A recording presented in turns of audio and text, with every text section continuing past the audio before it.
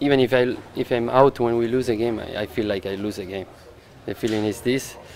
That's why today we are so happy to start to win a game, and this is very important for the head, for everyone. Very important. I don't think we deserved to lose these 2 games that we've played, but of course we made it difficult for ourselves. But I feel we're back on track and we finished a great game.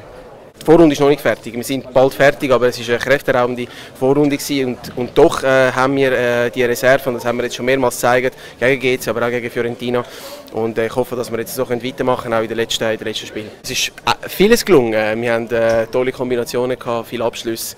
Wir sind aggressiv, bissig drauf gewesen, haben auch die nötigen Zweikämpfe gewonnen, die dann halt eben den Unterschied ausmachen zwischen Sieg und Niederlage. In 1-2 Situationen haben wir uns überraschen lassen, haben auch ein bisschen das Glück auf unserer Seite gehabt, dass Luzern nicht ein Goal geschossen hat, weil auch sie haben die ein oder andere gute Chance gehabt.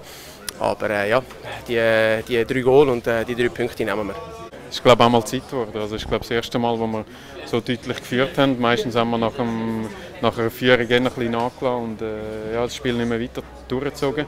Und heute ist uns das gut gelungen und wir haben, glaube ich, bis zum Schluss ist es nie gefährlich geworden. Im Fußball ist es immer herzu und her gegangen.